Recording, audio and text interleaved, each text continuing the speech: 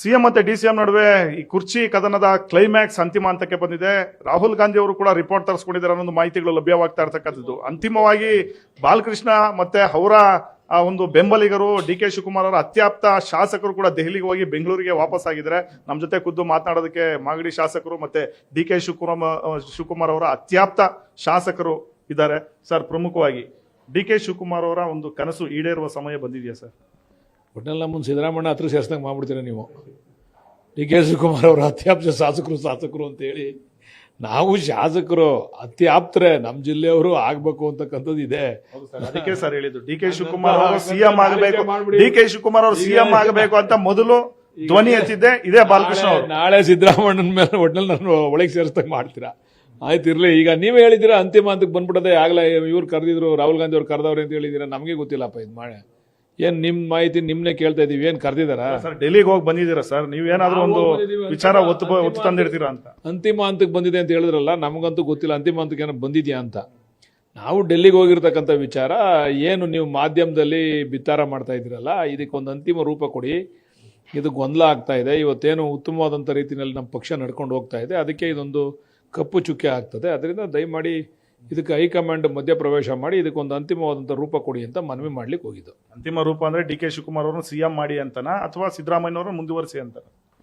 ಅಂದರೆ ನಿಮ್ಮ ಅಭಿಪ್ರಾಯ ಏನು ಅಂತ ನೀವು ಬರೀ ನಿಮ್ಮ ಅಭಿಪ್ರಾಯನೇ ಹೇಳ್ಬಿಟ್ರೆ, ಅಂತಿಮ ರೂಪ ಅಂತ ಅಂದರೆ ಇದಕ್ಕೊಂದು ಇತಿಶ್ರೀ ಆಡಬೇಕು, ಈ ಇಶ್ಯೂ ಮುಗಿಬೇಕು. ಅದು ಸಿದ್ದರಾಮಯ್ಯನವ್ರನ್ನ ಮುಂದುವರಿಸ್ತಾರೋ ಅಥವಾ ಡಿ ಕೆ ಶಿವಕುಮಾರ್ ಅವ್ರನ್ನ ಮಾಡ್ತಾರೋ ಅದು ಪ್ರಶ್ನೆ ಅಲ್ಲ. ಒಟ್ಟಿನಲ್ಲಿ ಈ ಗೊಂದಲ ನಿವಾರಣೆ ಆಗಬೇಕು, ಅದು ನಮ್ಮ ಮುಖ್ಯ ಉದ್ದೇಶ. ಸರ್, ಆಮೇಲೆ ಪ್ರಮುಖವಾಗಿ ತುಂಬಾ ನಿಮ್ಮ ಒಕ್ಕಲಿಗ ಸಮುದಾಯದ ನಾಯಕರು ಮತ್ತೆ ಕೆಲವು ಕಾರ್ಯಕರ್ತರು ನಾಯಕರದಿರೋದು ಕೂಡ ಇದೇ ಅಭಿಪ್ರಾಯ. ಡಿ ಕೆ ಶಿವಕುಮಾರ್ ಅವರ ಶ್ರಮಕ್ಕೆ ಪ್ರತಿಫಲವನ್ನ ಕೊಡಬೇಕು ಅನ್ನೋ ಒಂದು ಡಿಮ್ಯಾಂಡ್. ಆದ್ರೆ ಹೈಕಮಾಂಡ್ ಯಾಕೆ ಸರ್ ಇಷ್ಟು ಮೌನವಾಗಿರ್ತಕ್ಕಂಥದ್ದು? ಯಾಕೆ ಸಿದ್ದರಾಮಯ್ಯನವರನ್ನ ಟಚ್ ಮಾಡ್ತಕ್ಕಂಥ ಒಂದು ನಿಟ್ಟಿನಲ್ಲಿ ಹೈಕಮಾಂಡ್ಗೆ ಏನಾದ್ರು ಭಯ ಇದೆಯಾ? ಅದನ್ನೆಲ್ಲ ನೀವು ಹೈಕಮಾಂಡ್ನೇ ಕೇಳಬೇಕು. ಹೈಕಮಾಂಡ್ಗೆ ಯಾರನ್ನ ಟಚ್ ಮಾಡೋಕ್ಕೂ ಭಯ ಏನಿಲ್ಲ. ಅಂದರೆ ಎಲ್ಲನೂ ಕೂಡ ಒಂದು ವಿಶ್ವಾಸಕ್ಕೆ ತೆಗೆದುಕೊಂಡು ಮಾಡಬೇಕು ಅಂತಕ್ಕಂಥ ವಿಚಾರ ಇರ್ಬೋದು ಹೈಕಮಾಂಡಲ್ಲಿ. ಅದರಿಂದ ಸ್ವಲ್ಪ ಡಿಲೇ ಆಗ್ತಾ ಇದೆ. ಇದೇನು ಅಂಥ ಡಿಲೇ ಏನು ಆಗಿಲ್ವಲ್ಲ. ಈಗ ಇದು ಚರ್ಚೆ ಪ್ರಾರಂಭ ಆಗಿದೆ. ಇದು ಚರ್ಚೆ ಮುಗಿಸ್ಬೇಕು ಅಂತಕ್ಕಂಥ ಮನವಿ ನಾವು ಮಾಡಿದ್ದೀವಿ ಅಷ್ಟೇ ಹೈಕಮಾಂಡ್ಗೆ. ಸರ್, ನೀವು ಡೆಲ್ಲಿಗೆ ಹೋದಂಥ ಸಂದರ್ಭದಲ್ಲಿ ಯಾರನ್ನ ಭೇಟಿಯಾಗಿದ್ರಿ ಸರ್? ಕೆ ಸಿ ವೇಣುಗೋಪಾಲ್ ಅವ್ರು ಸಿಕ್ಕಿದ್ರ, ಸುರ್ಜೇವಾಲ್ ಅವ್ರು ಸಿಕ್ಕಿದ್ರ? ಯಾರ ಹತ್ರ ನಿಮ್ಮ ಅಭಿಪ್ರಾಯ ಹೇಳಿದಿರ ಅಂತ? ನಾವು ಕೆಲವು ಮುಖಂಡರುಗಳ ಹತ್ರ ಮಾತಾಡಿದ್ದೀವಿ ಹೈಕಮಾಂಡಲ್ಲಿ. ವೇಣುಗೋಪಾಲ್ ಅವರು ಇರಲಿಲ್ಲ ನಾವು ಹೋದಾಗ. ಕೆಲವು ವಿಚಾರಗಳನ್ನ ಚರ್ಚೆ ಮಾಡಿದ್ದೀವಿ. ಮಾಡಿ ಇದಕ್ಕೊಂದು ಅಂತಿಮ ರೂಪ ಕೊಡಬೇಕು ಅಂತ ಮನವಿ ಮಾಡಿ ಬಂದಿದ್ದೀವಿ. ಸರ್, ಆಮೇಲೆ ನಿನ್ನೆ ಡಿ ಕೆ ಶಿವಕುಮಾರ್ ಅವರು ಈ ಪವರ್ ಶೇರಿಂಗ್ ವಿಚಾರವನ್ನು ಮತ್ತೆ ರಿವೀಲ್ ಮಾಡಿದ್ದಾರೆ ಸರ್. ನಮ್ಮ 5-6 ಜನಗಳ ನಡುವೆ ನಡೆದಿರ್ತಕ್ಕಂಥ ರಹಸ್ಯ ಅದು ಗುಟ್ಟಾಗಿ ನಡೆದಿರ್ತಕ್ಕಂಥದ್ದು ಅಂತ. ಅಲ್ಲಿಗೆ ಪವರ್ ಶೇರಿಂಗ್ ಆಗಿದೆ ಅಂತಾನೆ ಹೈಕಮಾಂಡ್ ನಾಯಕರು ಉಪಸ್ಥಿತಿ ಇದ್ರು ಅಂತ ಪರೋಕ್ಷವಾಗಿ ಡಿ ಕೆ ಶಿವಕುಮಾರ್ ಅವರು ಕೂಡ ಸುಳಿವು ಕೊಟ್ಟಿದ್ದಾರೆ. ಆದರೂ ಕೂಡ ಗದ್ದುಗೆ ಸಿದ್ದರಾಮಯ್ಯನವರು ಬಿಟ್ಕೊಡ್ತಾ ಇಲ್ವಾ ಅನ್ನೋ ಒಂದು ಪ್ರಶ್ನೆ. ನಾವು ಇದನ್ನೇ ಹೇಳಿರೋದು. ನೀವು ಹೇಳಿದ್ರಲ್ಲ ಡಿ ಕೆ ಶಿವಕುಮಾರ್ ಅವರು ರಿವೀಲ್ ಮಾಡಿದ್ದಾರೆ ಅಂತ ಹೇಳಿದ್ರಲ್ಲ ನೀವು. ಈ ರಿವೀಲ್ ಆಗಿದೆಯಾ ಇಲ್ವಾ ಅಂತಕ್ಕಂಥದ್ದೇ ಹೈಕಮಾಂಡ್ ಸ್ಪಷ್ಟಪಡಿಸಬೇಕು ಅಂತ ನಾವು ಮನವಿ ಮಾಡಿದ್ದೀವಿ. ಸಿದ್ದರಾಮಯ್ಯನವ್ರನ್ನ ಮುಂದುವರಿಸಿದ್ರೆ ತಮ್ಮದೇನು ಅಭ್ಯಂತರ ಇಲ್ಲ. ಒಟ್ಟಿನಲ್ಲಿ ನಮ್ಮನ್ನ ತೆಗಿಬೇಕು ಅಂತ ಮಾಡಿದಿರ ನೀವು?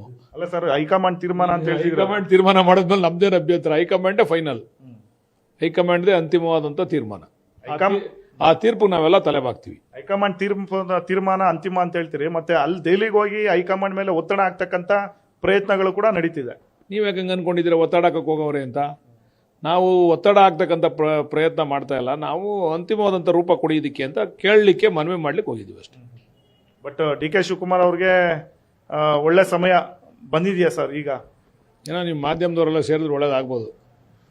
ನೀವು ಹೇಳ್ಬೇಕು ಮಾಧ್ಯಮದವರು ಒಳ್ಳೆ ಸಮಯ ಬಂದಿದೆಯೋ ಇಲ್ವೋ ಅಂತ. ಅಲ್ಲ, ಮಾಧ್ಯಮದವರು ಡಿ ಕೆ ಶಿವಕುಮಾರ್ ಸಿಎಂ ಮಾಡೋವಾಗಿದ್ದಿದ್ರೆ ಅದ್ರ ಕಥೆ ಬೇರೆ ಇರ್ತೀವಿ ಸರ್. ಆಯ್ತಾ?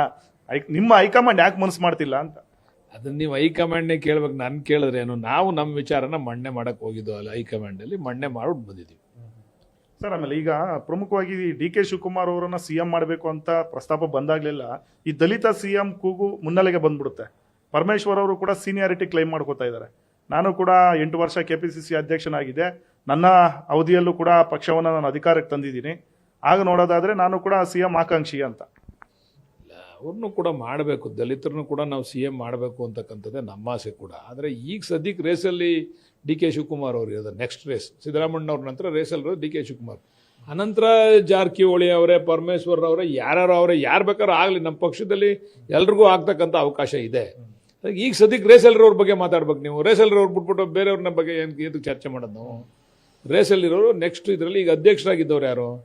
D K Shivakumar. ಪರಮೇಶ್ವರ್ ಅವ್ರದ್ದು ಪಾಪ ಅದೇನು ತೊಂದರೆ ಆಯಿತು ಅಂತಂದರೆ ಅವರೇ ಹೇಳ್ಕೊಂಡವ್ರೆ, ನಾನು ಅಧ್ಯಕ್ಷನಾಗಿದ್ದಾಗ ನಾನು ಚುನಾವಣೆಯಲ್ಲಿ ಸೋತ್ಬಿಟ್ಟೆ, ಆ ಸೋತಿದ್ರಿಂದ ನನಗೆ ಒಂದು ಹೆಜ್ಜೆ ಹಿಂದೆ ಹೋಗಿ ನಾನು ಅದನ್ನು ಕೇಳಲಿಕ್ಕೆ ಆಗಲಿಲ್ಲ, ನಾನು ಗೆದ್ದಿದ್ರೆ ನಾನು ಕೂಡ ಕ್ಲೈಮ್ ಇಡ್ತಿದ್ದೆ. ನಾನು ಆ ಚುನಾವಣೆ ಅವ್ರ ಅಧ್ಯಕ್ಷರಾಗಿದ್ದಾಗ 2013ರಲ್ಲಿ ಅವರು ಪರಾಭವ ಹೊಂದ್ಬಿಟ್ರು.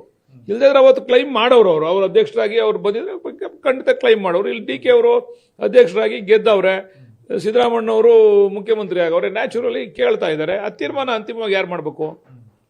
ಹೈಕಮಾಂಡ್ ಮಾಡಬೇಕು. ಅದಕ್ಕೆ ಹೈಕಮಾಂಡ್ಗೆ ಮನವಿ ಮಾಡೋದು, ಇದನ್ನ ಏನಾದ್ರು ಒಂದು ಅಂತಿಮವಾದಂಥ ರೂಪ ಕೊಡಿ ಅಂತೇಳಿ. ಸರ್, ಆಮೇಲೆ ಪ್ರಮುಖವಾಗಿ ಸಿದ್ದರಾಮಯ್ಯನವ್ರನ್ನೇನಾದರೂ CM ಸ್ಥಾನದಿಂದ ಕೆಳಗಿಳಿಸಿದ್ರೆ ಕಾಂಗ್ರೆಸ್ಗೆ ಉಳುಗಾಲ ಇಲ್ಲ, ಸಿದ್ದರಾಮಯ್ಯ ಅಂದರೆ ಕಾಂಗ್ರೆಸ್ ಅನ್ನೋ ಥರ ಅವರ ಬೆಂಬಲಿಗರು ಮಾತಾಡ್ತಾ ಇದ್ದಾರೆ. ಸಿದ್ದರಾಮಯ್ಯನವ್ರು ಇಳಿಸಿದ್ರೆ ಕಾಂಗ್ರೆಸ್ಗೆ ಉಳಿಗಾಲ ಇಲ್ಲ ಅಂತಾನೆ ಹೇಳ್ತಿದ್ದಾರೆ. ನೋಡ್ರಿ, ಈಗ ಆಯ್ತಪ್ಪ, ಸಿದ್ದರಾಮಯ್ಯನವ್ರನ್ನ ಇಳಿಸಿದ್ರೆ ಕಾಂಗ್ರೆಸ್ ಉಳುಗಾಲ ಇಲ್ಲ, ನಮ್ಮನ್ನು ಬಿಟ್ಬಿಟ್ರೆ ಕಾಂಗ್ರೆಸ್ ಉಳುಗಾಲ ಅದ? ಇದು ಜಾತಿಯ ಆಧಾರದ ಮೇಲೆ ಇರ್ತಕ್ಕಂಥ ಪಕ್ಷ ಅಲ್ಲ. ಇದು ಕಾಂಗ್ರೆಸ್ ಪಕ್ಷ ಎಲ್ಲ ಜಾತಿನೂ ಹೊಂದಿರತಕ್ಕಂಥ ಪಕ್ಷ. ಇದು ಯಾರೋ ಒಂದು ಜನಾಂಗ ಇಲ್ಲಿ ಅಧಿಕಾರಕ್ಕೆ ತರಲಿಕ್ಕೆ ಸಾಧ್ಯ ಇಲ್ಲ. ನೋಡಿ, ಭಾರತೀಯ ಜನತಾ ಪಕ್ಷ ಕೇವಲ ಒಂದು ಜನಾಂಗಕ್ಕೆ ಸೀಮಿತವಾಗಿರ್ತಕ್ಕಂಥ ಪಕ್ಷ. ಅದು ಸಂಪೂರ್ಣವಾಗಿ ಅಧಿಕಾರಕ್ಕೆ ಬಂತ? ಅದು ಇಲ್ಲ. ನಮ್ಮಲ್ಲಿ ಹಂಗಿಲ್ಲ. ನಮ್ಮಲ್ಲಿ ಎಲ್ಲ ಜನಾಂಗದವರು ಕೂಡ ನಾಯಕರಾಗಿರ್ತಕ್ಕಂಥವ್ರು, ಮುಖ್ಯಮಂತ್ರಿ ಆಗ್ತಕ್ಕಂಥ ಯೋಗ್ಯತೆ ಇರತಕ್ಕಂಥವ್ರು. ಅದರಿಂದ ಸಿದ್ದರಾಮಣ್ಣ ಅವ್ರು ನಿಲ್ಲಿಸ್ಬಿಟ್ರೆ ಹಿಂಗಾಯ್ತದೆ, ಡಿ ಕೆ ಶಿವಕುಮಾರ್ ಅವ್ರು ನಿಲ್ಲಿಸ್ಬಿಟ್ರೆ ಹಂಗಾಯ್ತದೆ, ಪರಮೇಶ್ವರ್ ಅವ್ರು ನಿಲ್ಲಿಸ್ಬಿಟ್ರೆ ಹಿಂಗಾಯ್ತದೆ ಅಂತ ಹೇಳಿ ಇದು ಚರ್ಚೆ ಪಾಪ ಅವ್ರ ಅಭಿಮಾನಿಗಳು ಮಾಡ್ತಾರೆ. ಅದು ಅಪ್ರಸ್ತುತ ಅಂತ ನನ್ನ ಭಾವನೆ. ಎಲ್ಲರೂ ಬೇಕು ಕಾಂಗ್ರೆಸ್ ಪಕ್ಷಕ್ಕೆ. ನೋಡಿ, ಈಗ ನಮ್ಮ ದಕ್ಷಿಣ ಕರ್ನಾಟಕ ಭಾಗದಲ್ಲಿ ನಾವೇನು ಒಕ್ಕಲಿಗರು ಮೆಜಾರಿಟಿ ಇದ್ದೀವಿ. ಇಲ್ಲಿ ಕಳೆದ ಬಾರಿ ಸಂಪೂರ್ಣವಾಗಿ ಕುಮಾರಸ್ವಾಮಿರವರು ಕೈ ಬಲಪಡಿಸಿದ್ರು ಒಕ್ಕಲಿಗರೆಲ್ಲ. ಈ ಸಾರಿ ಡಿ ಕೆ ಶಿವಕುಮಾರ್ ಅವರು ಅಧ್ಯಕ್ಷರಾದ್ಮೇಲೆ ಒಂದು ಅವಕಾಶ ಸಿಗ್ತದೆ ಅಂತ ಮಾಡಿದ್ರು. ಕಳೆದ ಬಾರಿ 2013ರಲ್ಲಿ ನಾವು ನಮ್ಮ ಒಕ್ಕಲಿಗರು ಕೈ ಬಿಟ್ಟಿದ್ದಕ್ಕೆ ಎಷ್ಟು ಸೀಟ್ ಬಂತು ಕಾಂಗ್ರೆಸ್ಗೆ ಈ ಭಾಗದಲ್ಲಿ? ಈಗ ಒಕ್ಕಲಿಗರು ಕೈ ಜೋಡಿಸಿದ್ಕೆ ಎಷ್ಟು ಸೀಟ್ ಬಂತು? ಇದು ಸಿದ್ದರಾಮಣ್ಣನೂ ಬೇಕು, ಡಿ ಕೆ ಶಿವಕುಮಾರೂ ಬೇಕು, ಪರಮೇಶ್ವರರೂ ಬೇಕು, ಖರ್ಗೆ ಸಾಹೇಬರೂ ಬೇಕು, ಜಾರಕಿಹೊಳಿನೂ ಬೇಕು, MP ಪಾಟೀಲೂ ಬೇಕು, ಎಲ್ಲರೂ ಬೇಕು. ಎಲ್ಲರೂ ಇದ್ದಾಗಲೇ ಒಂದು ಪಕ್ಷ ಆಗೋದು. ಯಾರನ್ನ ಇಳಿಸ್ಬಿಟ್ರೆ ಹಂಗಾಗೋಯ್ತದೆ, ಇವ್ರನ್ನ ಇಳಿಸ್ಬಿಟ್ರೆ ಹಂಗ. 2013ರಲ್ಲಿ ಸನ್ಮಾನ್ಯ ಸಿದ್ದರಾಮಣ್ಣ ಅವ್ರ ನಾಯಕತ್ವದಲ್ಲೇ ಚುನಾವಣೆ ಆಯ್ತಪ್ಪ. ಒಕ್ಕಲಿಗರ ನಮ್ಮನ್ನೆಲ್ಲ ಸೋಲ್ಸಿಬಿಟ್ರು, ನಾವು ಗೆಲ್ಲೇ ಇಲ್ಲ. ಅವಾಗ ಅಧಿಕಾರಕ್ಕೆ ಬಂದ್ರೆ 2013ರಲ್ಲಿ ಅದೆಲ್ಲ ಅಪ್ರಸ್ತುತ. ಈಗ ಎಲ್ಲ ನಾಯಕರನ್ನು ಒಟ್ಟು ಕೂಡಿಸ್ಕೊಂಡು ಹೋದಾಗ ಮಾತ್ರ 2018ರಲ್ಲಿ ಸಿದ್ದರಾಮಣ್ಣ ಅವ್ರ ನಾಯಕತ್ವದಲ್ಲೇ ಹೋದೋ ನಾವೆಲ್ಲ ಆವಾಗ ಕಾಂಗ್ರೆಸ್ಸಿಂದ ಸ್ಪರ್ಧೆ ಮಾಡೋದು. ಆವಾಗ ಕುಮಾರಸ್ವಾಮಿ ಪರವಾಗಿ ಜನ ಒಲವು ನಮ್ಮ ದಕ್ಷಿಣ ಕರ್ನಾಟಕದಲ್ಲಿ ಒಕ್ಕಲಿಗ ಮೆಜಾರಿಟಿ ಇರೋ ಜಾಗದಲ್ಲೆಲ್ಲ ಕುಮಾರಸ್ವಾಮಿ ಅವರವ್ರನ್ನ ಬೆಂಬಲಿಸಿದ್ರು. ನಮಗೆ ಬೆಂಬಲಿಸಲಿಲ್ಲ ಅವಾಗ 2018ರಲ್ಲಿ.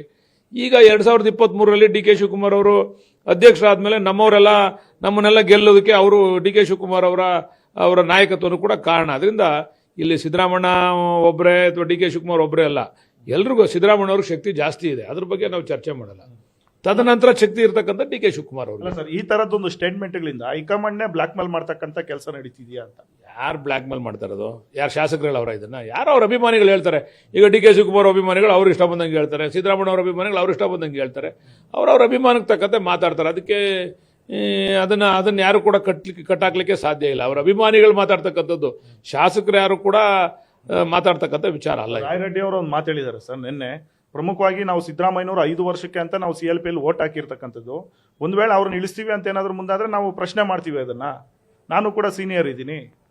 ರಾಯರೆಡ್ಡಿ ಅವರ ಅಭಿಪ್ರಾಯ ಅದು. ನೆಕ್ಸ್ಟ್ ರಾಯರೆಡ್ಡಿ ಅವ್ರನ್ನ ಅಧ್ಯಕ್ಷನ ಮಾಡಲಿ, ಅವ್ರ ಅಧ್ಯಕ್ಷತೆಯಲ್ಲಿ ಸರ್ಕಾರ ಬಂದಮೇಲೆ ರಾಯರೆಡ್ಡಿ ಅವ್ರನ್ನೇ ಮುಖ್ಯಮಂತ್ರಿ ಮಾಡಲಿ. ನಾವೇನು ಬೇಡ ಅಂತಿದ್ವಾ? ಅವ್ರನ್ನ ಅಧ್ಯಕ್ಷರಂತ ಘೋಷಣೆ ಮಾಡಲಿ, ಹೈಕಮಾಂಡ್ ಮೇಲೆ ಒತ್ತಡ ಹಾಕಿ ರಾಯರೆಡ್ಡಿ ಅವ್ರನ್ನ ಅಧ್ಯಕ್ಷರಂತ ಘೋಷಣೆ ಮಾಡಿ, ರಾಯರೆಡ್ಡಿ ಅವರ ಅಧ್ಯಕ್ಷತೆಯಲ್ಲಿ ಚುನಾವಣೆ ನಡೆದು ಅವ್ರ ಅಧ್ಯಕ್ಷ ಎಲ್ಲ ಗೆದ್ರೆ ರಾಯರೆಡ್ಡಿ ಅವರನ್ನ ನಾವೆಲ್ಲ ಸೇರಿ ಮುಖ್ಯಮಂತ್ರಿ ಮಾಡ್ತೀವಿ. ಸಿದ್ದರಾಮಯ್ಯನವರು ಸರ್ ಇಷ್ಟೆಲ್ಲ ಬೆಳವಣಿಗೆಗಳ ನಡುವೆನೂ 17ನೇ ಬಜೆಟ್ ನಾನೇ ಮಂಡನೆ ಮಾಡ್ತೀನಿ ಅನ್ನೋ ಒಂದು ಮಾತನ್ನು ಕೂಡ ಹೇಳ್ತಾ ಇದ್ದಾರೆ. ಮಾಡಲಿ, ನಾವೇನು ಬೇಡ ಅಂದಿದ್ದೀವ? ನಾವು ಹೇಳಿರ್ತಕ್ಕಂಥದ್ದು ಯಾರು ಬಜೆಟ್ ಮಂಡನೆ ಮಾಡ್ತಾರೆ ಅಲ್ಲ, ನಾವು ಹೇಳಿರ್ತಕ್ಕಂಥದ್ದು ಈಗ ಒಂದಕ್ಕೆ ಇತಿಶ್ರೀ ಆಡಿ ಹೈಕಮಾಂಡ್ ಅಂತ ಮನವಿ ಮಾಡಿದ್ದೀವಿ. ಸೊ ಇದಿಷ್ಟು ಬಾಲಕೃಷ್ಣ ಅವರು ಪವರ್ ಟಿವಿ ಜೊತೆ ಮಾತನಾಡಿರ್ತಕ್ಕಂಥ ಎಕ್ಸ್ಕ್ಲೂಸಿವ್ ಮಾತು. ಕ್ಯಾಮರಾ ಪರ್ಸನ್ ಧನರಾಜ್ ಜೊತೆ ಆನಂದ್ ಗುಡಿ, ಪವರ್ ಟಿವಿ.